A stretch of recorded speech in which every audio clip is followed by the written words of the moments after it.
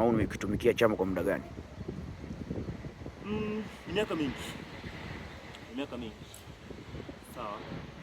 Kwa sababu maisha nimeanza kupambana kwenye umri mdogo. Habari za muda huu tena, wapenzi watazamaji wetu wa chaneli yetu pendwa. Leo hii tumemtembelea tena Mr. Play God ambaye anajulikana kwa mengi aliyoweza kufanya hapa Tanzania, lakini pia nchi za nje, ambaye vitu kubwa ambacho anajulikana ni kwamba mwanachama wa Freemason, lakini pia anajulikana kama tajiri ambaye anaweza kutoa misaada kwa watu, lakini kutoa misaada katika vituo mbalimbali vya watoto yatima na kwa watu wengine pia, ambao tumeshaona matukio kadhaa akiweza kuyafanya ya live na tumeweza kushuhudia mengi, lakini leo hii tena tumeweza kumfuata na kumtembelea tuweze kupata kinagaubaga kuhusu mambo machache ambayo tunaenda kumweza kumuuliza.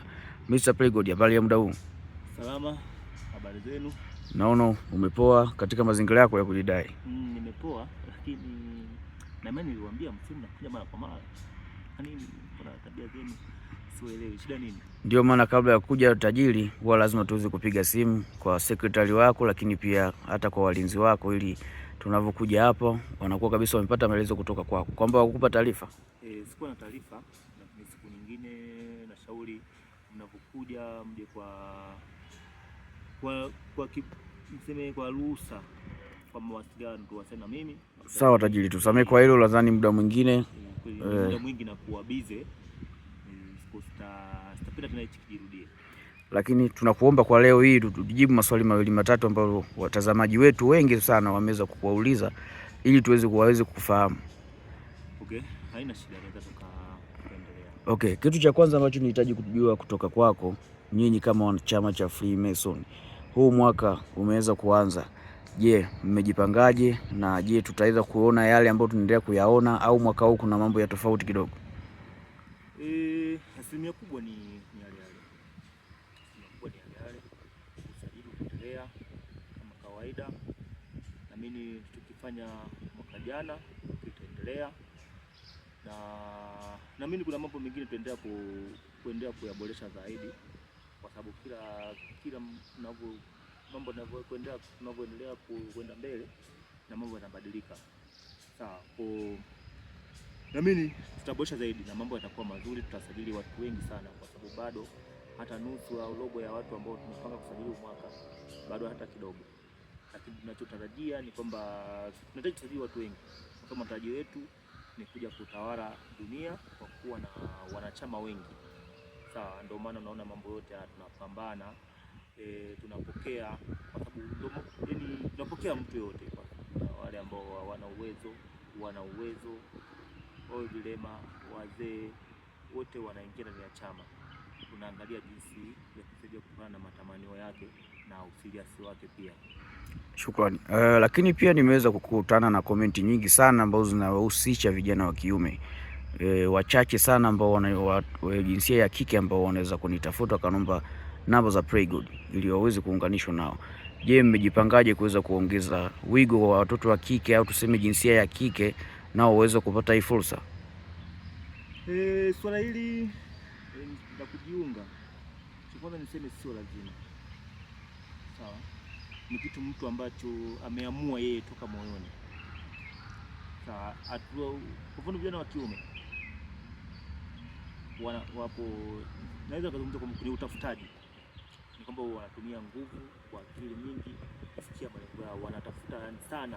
Hakuna mwanaume ambaye anapenda kukaa bila pesa. Na mimi kila mwanaume duniani anataka aishi maisha mazuri. Sawa. Kutokana na wanawake wanapenda utegemezi, ndio maana utaona wanaotafuta ni wachache kuliko wale ambao hawahitaji. Lakini ushauri wangu kwa sasa, ndio maana tunasema haki sawa, wanaume kwa wanawake.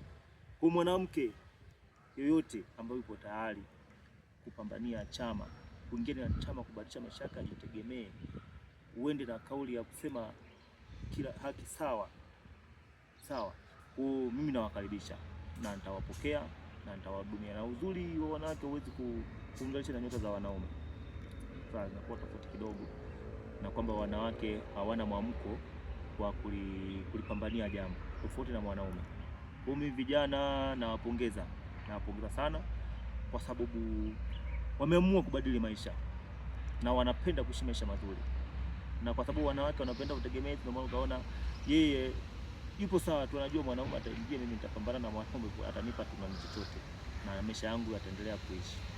Sawa. Na swali lingine ambalo nimeweza kukutana nalo muda mwingi, wanatamani kuweza kujua kwamba Mr. Play God ana cheo gani katika chama? Katika chama na mimi nimeeleza mara nyingi sana, mimi ni mhamasishaji, ndio cheo changu, mhamasishaji. Kutokana na umri wangu pia nyumbani nikapata cheo. Sawa. Sawa. Kwa nini sasa? Kutokana na umri wangu, mimi ni kijana. Asilimia kubwa vijana tunapambana na maisha, na kizazi cha sasa asilimia kubwa maisha yetu tunaanzia wakati tuna umri mdogo, tofauti na kipindi cha zamani watu wanaanza kutafuta maisha wakati watu wazima. Sisi unajua ukimaliza tu form 4 darasa 7 au miaka 17 18 unataka utoke nyumbani jitegemee. Sawa. Mimi niliwahi kupambana kutafuta niseme ni miaka mingi nilipomaliza form 4 sasa mwaka gani, lakini toka hapo nilipomaliza form 4 mimi nikaanza kupambania. So sio kama msomi wa kusema mimi msomi kwa sababu ninacho, hapana. Nikaanza kupambana. Ndio maana tukula hata saa hizi.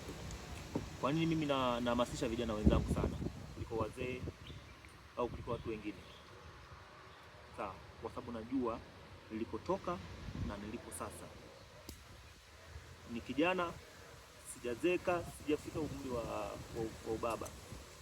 Sasa sijafika umri wa ubaba, lakini nilipofikia kwanza mwenyewe najipongeza. Hata nikipita barabarani natanua mikono, sina misuli lakini natanua mikono, najidai.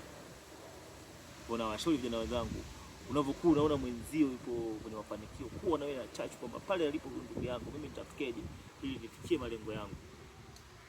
Sawa, lakini pia swali lingine ni kwamba watu wengi sana hususan watazamaji wetu wa hii channel wanapenda kujua una muda gani toka umeweza kujiunga au umejiunga kwenye chama au umekitumikia chama kwa muda gani?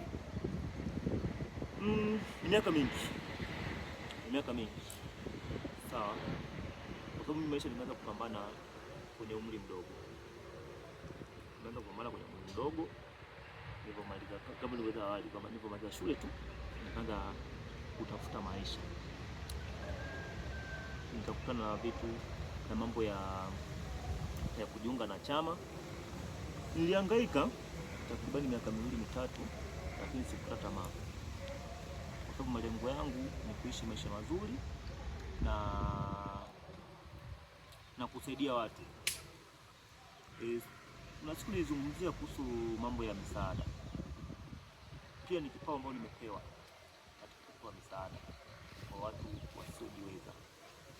Lakini pia hapo misaada sasa pia mtu aelewe, kwa sababu kuna mtu mwingine anahitaji kujiunga, anataka apate msaada wa kujiunga ni bila kufuata utaratibu. Hapana. Kama unahitaji msaada, lakini msaada usitegemee sana msaada, kwa sababu msaada unaisha. Naweza kukusaidia leo, kesho huna chochote. Unatakiwa utafute cha kwako kiwe chako, ili na wewe ulingie chako, sio tegemea kwamba kupata msaada kwamba leo nikiona mtu anacho basi nitamwomba msaada. Ninapozungumzia watu wasiojiweza basi ni vilema,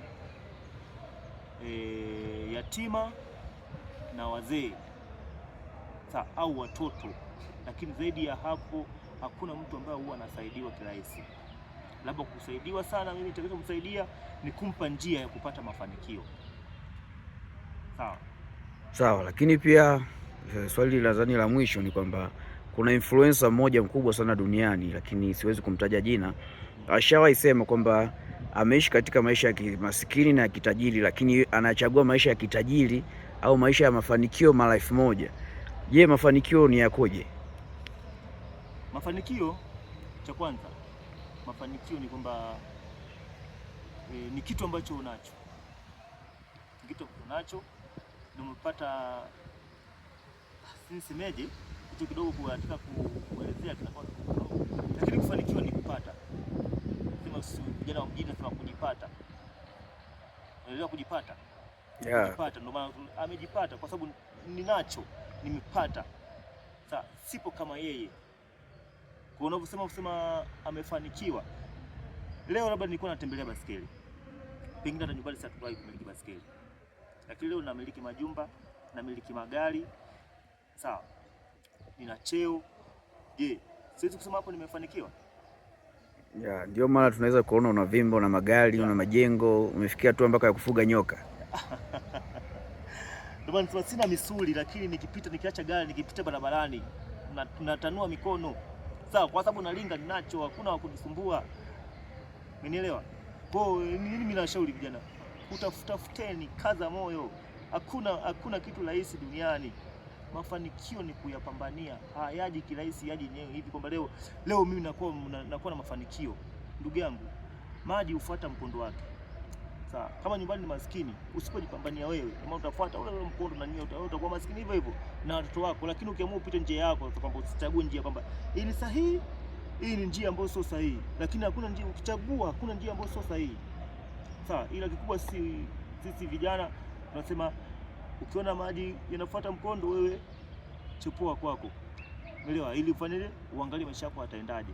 Usiangalie mimi si leo nikiwa ndani ya chama, nikifanikiwa wataniita nini, watanisema nini, watafanyaje? No. Uoga ni umaskini. Maneno yapo, maneno hayaui. Sawa? Nawaambia ni maneno hayakupambana. Sawa? Ni imani mtakuwa mmenielewa, na watu wengine kama watanisikiliza, imani watakuwa wamenielewa sana. Ila maisha ni kupambana. Maisha ni kujitoa, sio kutegemea. Nashukuru tajiri kwa maneno yako ya kufariji, ya kuweza kutujenga kama vijana, lakini pia vijana wanatamani waweze kukutafuta ili waweze kuwasiliana na wewe. Wanaweza kukupataje tajiri? Nakupa kibali, nitakuachia namba yangu, lakini natoa onyo, sitaki usumbufu. Ukipata bahati ya kuzungumza na mimi, jipige kifua. Ukikosa pia kubali, nitafute muda mwingine. Mimi ni mtu ambaye niko busy sana. Unapozungumzia agent kwamba nakuwa busy sana, napokea simu nyingi sana. Kwa sio kila siku lazima nifanye kazi. Unapoona kimya, nitafute nitafuta siku hadi siku. Sawa? Kwa nitakuachia mawasiliano. Utajua jinsi ya kuwasilisha hayo mawasiliano. Kwa mimi nipo kwa mtu ambaye yuko serious, yuko tayari. Basi mimi nipo kwa ajili yake, ndio maana ya cheo changu. Sawa, basi tunaweza kushukuru tajiri kwa muda wako, lakini pia naomba usituchoke pale pindi tutakapokuja tena kuweza kuhitaji kuweza kujua mambo mbalimbali, kwa sababu maisha yanaendelea, lakini pia watu wanaendelea kujifunza kupitia wewe.